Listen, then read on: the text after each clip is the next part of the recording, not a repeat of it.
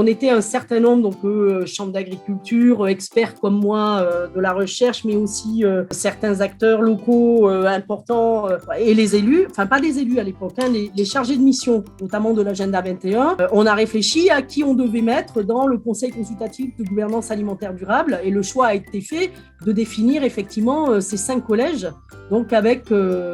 Alors après, soyons clairs, ce sont 5 collèges et les acteurs qui viennent sont ceux qui ont envie de venir. Il n'y a aucune obligation à faire partie du conseil consultatif de gouvernance alimentaire durable. Par contre, après, si vous allez sur le site, vous allez voir qu'il y a une charte en fait. À Bordeaux Métropole, ils ont construit une charte d'engagement. Je crois qu'elle s'appelle comme ça, je ne veux pas vous dire de bêtises. Là, par exemple, moi j'ai demandé à ce que mon école soit membre du conseil consultatif. Moi, j'y étais à titre individuel, mais je veux que l'école y soit à titre d'institution. Et donc, en fait, il y a une charte à signer, comme quoi, effectivement, on s'engage à participer, à faire des choses dans le cadre du conseil consultatif. On a commencé par s'appuyer sur les têtes de réseau. J'ai cité la chambre d'agriculture, mais très vite, on a mis dans le coup la chambre des métiers, qui s'occupe, par exemple, des bouchers, des charcutiers. Donc, chambre de métiers et de l'artisanat, la chambre de commerce. On avait identifié dès le début une vingtaine de têtes de réseau comme ça. Le réseau Écopole, pour tout ce qui est lié à l'éducation à l'environnement. Nous avions un collectif orienté sur l'agriculture urbaine, collectif associatif, plusieurs types de collectifs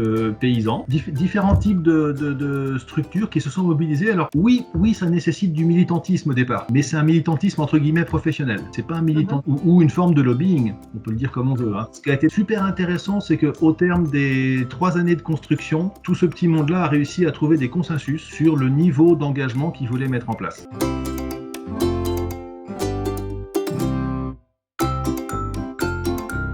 Après, c'est l'équipe coordinatrice, enfin les 3 assos, qui jugent un peu de chaque candidature pour voir si globalement il y a une représentativité. Et souvent, c'est là-dessus que ça pêche. On dit il faut que vous essayiez de raccrocher tel ou tel acteur. C'est très difficile, par exemple, au Royaume-Uni, d'avoir des représentants du monde agricole, bizarrement, mais c'est compliqué, quoi. Je peux répondre tout de suite sur les agriculteurs, parce qu'on a des fois le plus de difficultés à faire venir pour des raisons de temporalité, de disponibilité, etc. Mais donc très souvent, c'est plutôt les représentants des organismes qui accompagnent l'agriculture, donc que ce soit les chambres ou que ce soit les organismes de développement agricole, donc AgroBio, chez nous, ce qu'on appelle les CIVAM, toutes les associations qui accompagnent le développement agricole, et avec parfois dans ces associations des gens qui sont en fait des agriculteurs eux-mêmes. En fait, les agriculteurs eux-mêmes, si ce que vous attendez, ça arrive, parfois il y a des manifestations qui sont faites par le CCGAD où il y a des agriculteurs, mais c'est certainement les acteurs qu'on a le plus de mal à faire venir de façon très très régulière, mais pour des raisons qu'on peut expliquer assez facilement. Donc très souvent, c'est plutôt le représentant. Je dirais que c'est quand même plus des représentants, dans le sens où ils ont une sorte d'aura un peu locale, où ils peuvent avoir où ils sont partie prenante et ils peuvent avoir une puissance d'impact.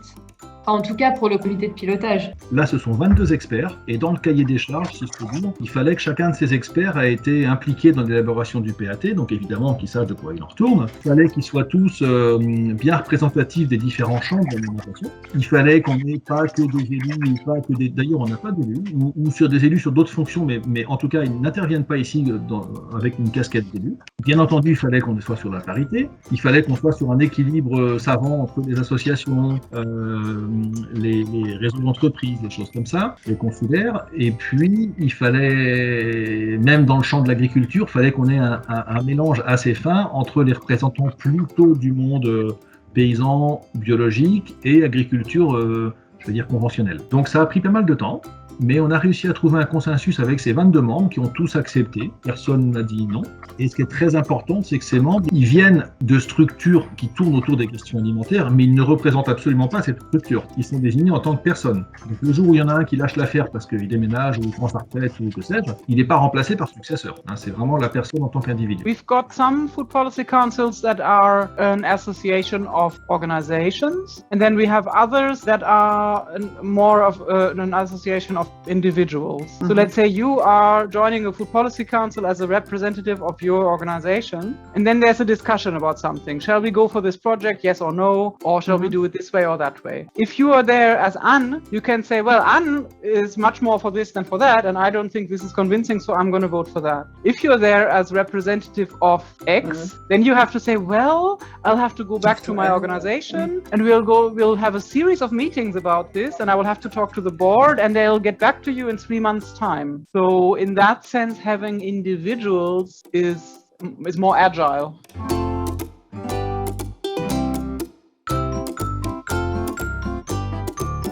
Do we have enough influence on our own? Do we need to align ourselves first? Or do we need to understand the broader system? And do we need to work with the broader system to bring about the change we're aiming for? If we need to work with them, then maybe we should have them there. Are we trying to overthrow that system? Is that not part of our vision for the future? Is our vision for the future one that doesn't have big retailers, for example? If so, then maybe we're trying to do away with them and undermine them.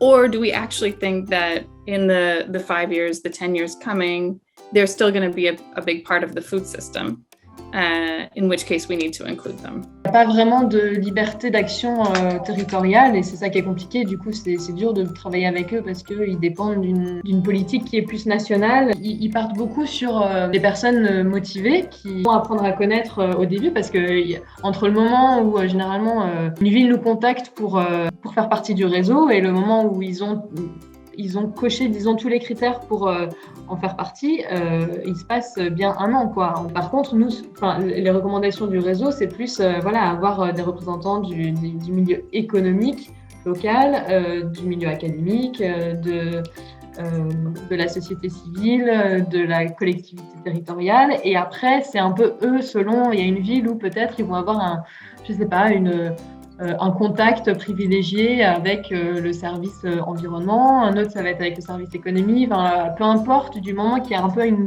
clé, un point d'entrée.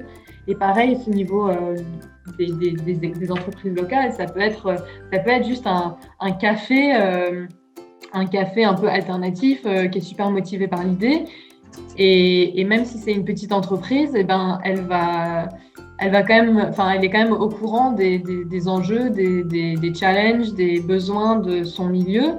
Et puis, elle va pouvoir être un peu porte-parole ou un peu ambassadeur du réseau dans son milieu et puis peut-être communiquer là-dessus. Et voilà. Et puis, petit à petit, il y en a d'autres qui vont pouvoir se raccrocher au wagon. Alors, pour autant, c'est vrai que dans notre PAT, c'est toujours plus facile de s'appuyer sur des structures militantes associatives de type consulaire parce qu'elles sont faites pour défendre des intérêts que d'aller chercher des grands groupes privés qui le font pour soit parce qu'ils y ont un intérêt direct, soit pour nous rendre service. Ça c'est pas propre à notre PAT, c'est un peu partout en France quand on partage avec les autres collègues. Il n'est pas toujours facile de travailler vraiment en profondeur avec le monde de l'agro-industrie et de la transformation.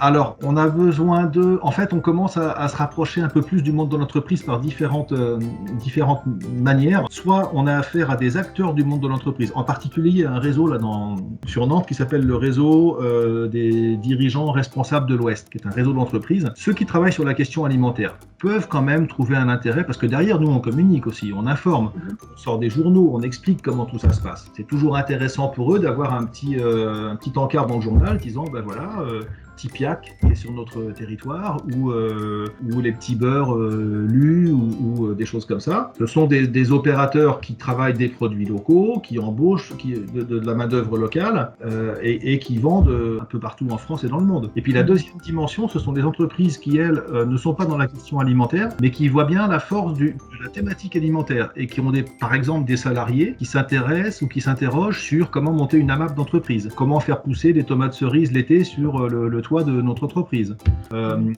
Comment, dans le resto d'entreprise, c'est une restauration déléguée, on ne sait pas trop ce qu'on mange, on aimerait avoir un peu plus de prise là-dessus. Donc il commence à y avoir aussi, par le biais des salariés ou de chefs d'entreprise, on va dire responsables, des envies d'aller vers du plus qualitatif.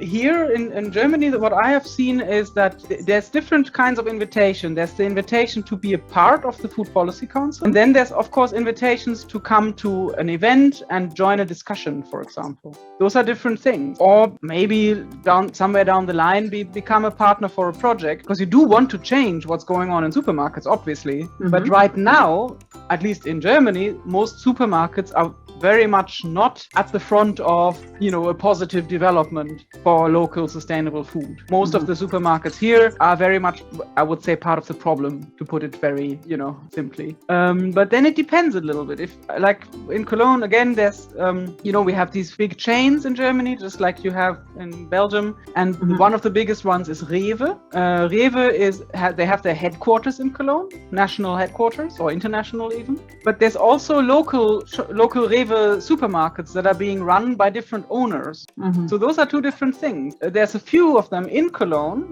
that have a very good concept working with regional suppliers. You might invite those, in this case, two brothers who are running those 3 or 4 local supermarkets to see, what is possible in the context of a supermarket chain. Mm-hmm. You're not inviting the Rewe headquarters representative. There, I would expect either they wouldn't be interested or they might just do some greenwashing. C'est important d'avoir au sein du comité des gens qui sont stratégiquement placés dans le territoire, quoi. Donc quelqu'un assez senior au conseil municipal, ou dans la ville, va pouvoir avoir des informations que n'auront pas les associations, quoi. Ou, savoir qu'une consultation est ouverte ou va bientôt être ouverte et on se prépare à répondre. Ce genre d'infos qui va du coup d'autant plus circuler facilement. Parce que chacun a des oreilles dans plein d'endroits différents, quoi. D'où l'intérêt de clairement mettre sur le papier tous les membres du comité de pilotage du CPA et de faire en sorte qu'il y ait la collectivité parce que même si, donc par exemple, ça peut, comme je disais tout à l'heure, il ne va pas y avoir un représentant de tous les services de la collectivité qui ont un attrait à l'alimentation. Ça, ce ne sera jamais pareil. Même si ce serait top, mais c'est pas réaliste. Mais par contre, même s'il y a quelqu'un du service développement durable ou du service économie locale ou quoi, il va être là parce qu'il va avoir une certaine compréhension du sujet, de l'importance du sujet, de l'intérêt, etc. Et lui, il va être l'ambassadeur dans la collectivité de ces réflexions. Et puis, il peut ensuite faire le lien avec les services. Ça, c'est compliqué parce que ça ne se fait pas. Mais c'est un peu son rôle de faire ça et puis d'essayer d'avoir des informations, d'être le relais collectivité, quoi, au sein du CPA. Le CMAA travaille sans les élus, sans le politique. Enfin, en tout cas, sans la vice-présidente. Il est autonome, il est indépendant. On est quand même convenu que, en moyenne, une fois dans l'année, on pouvait avoir une séance dédiée avec une rencontre du politique. Et là, en l'occurrence, non seulement c'est une rencontre du politique, mais c'est une rencontre aussi des élus de Rennes qu'on va aller visiter.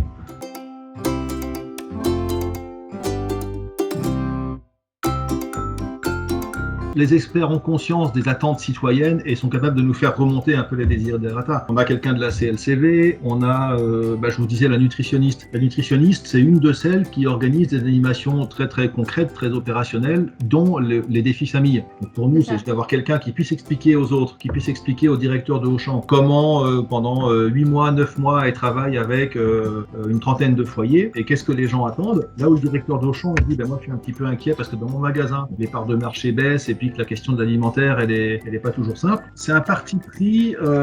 D'abord, je vous dis, il y avait plusieurs principes qui étaient posés en amont, qui étaient notamment d'avoir participé aux travaux, donc d'avoir déjà une forme d'acculturation collective au sujet. Et le fait d'ouvrir aux citoyens, je pense que ça aurait été un autre projet. Mais ça remettait en cause ce principe d'expertise. Et comment demander à un citoyen lambda, qui n'est pas supposé avoir de connaissances particulières, qui n'a pas forcément la formation pour, de porter un jugement sans avoir d'expertise, pas simple. You have some people who are from the city, they work, their actual work where they're making their living is something completely different. And they also have a very strong motivation to work on this, but they might have very little understanding of the problems in the countryside because they haven't been farming ever. And the last time someone in their family was a farmer is 6 generations ago. So they're very disconnected, but they themselves see that, for example, in kindergarten, their kids get horrible food. So everyone has their own very strong, often very emotional motivation to join this thing and to work on these different problems, but they do identify different problems and they are also affected in different ways. You do need this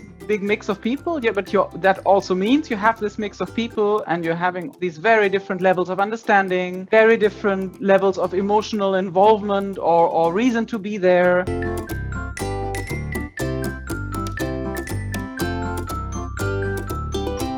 Especially, I think, with farmers or other people who are making a living in this field, they're not just activists who do this in their spare time.